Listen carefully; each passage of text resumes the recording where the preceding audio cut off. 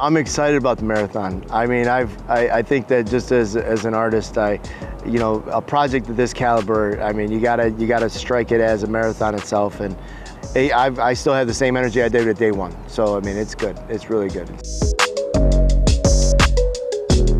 What we're doing right now is that, well, first we got the radius mapped out, like the really big circles. So, and then yesterday we're trying to figure out like the best way to go about getting the sunflower image traced to the wall. We were having a little bit of trouble with that. And then we came up with the idea of, it's called a doodle grid. So what you do is we're gonna fill like inside the circular space with all these like random little doodles and stuff.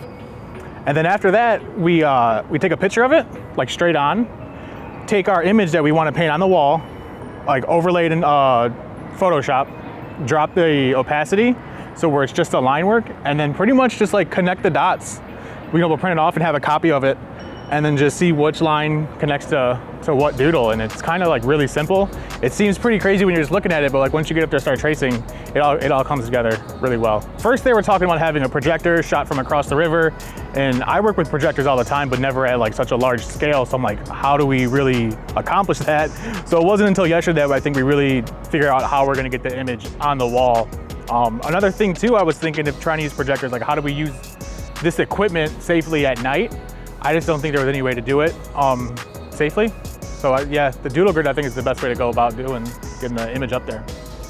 For a project like this, dealing with something that's so concave, that's out of the shape of the flat, what this does is it gives us that true accuracy that we're trying to accomplish. By creating the sunflowers at this, we're gonna have them in a quarter of the time that we normally would, and then on top of that, we'll be able to start shaping in the camouflage behind that accurately so that we're not wasting paint. Chili's the one that brought this to the table, this technique.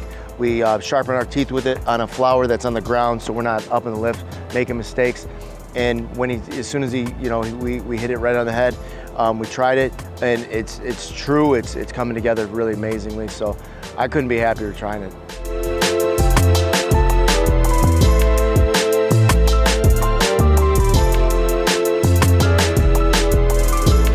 It's becoming quite popular over the past couple years. Different muralists have really started using it.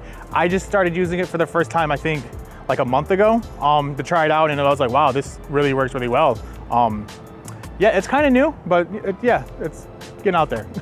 Last Thursday, we got the last little bit of blue up there, and everybody was like, yeah, this feels really good. I would have been up in a monsoon to get that last bit in up there. I was so, there's not a piece of article of clothing I don't have that doesn't have that on. My wife is completely exhausted with seeing any of this blue in it. You know, I had it in my beard at one time that I couldn't get it out. I'm sure that it's going to be reintroduced to my therapist later on in sessions. As a background, I'm very happy with it. I think keeping the contrast with the colors that we're going to reintroduce like soon. I mean, honestly, just seeing the yellows pop up over top of it the way it is, this thing's going to be loud. It's going to be vibrant.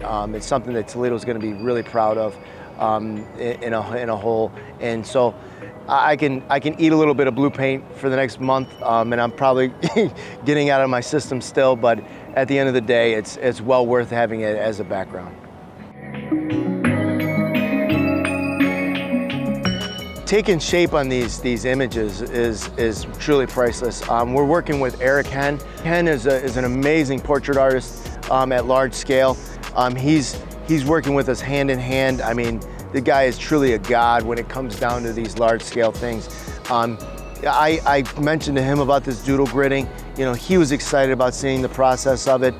Now that we're kind of like seeing it in action and seeing how promising it is, I mean, it's truly, it's a game changer. It's truly a game changer.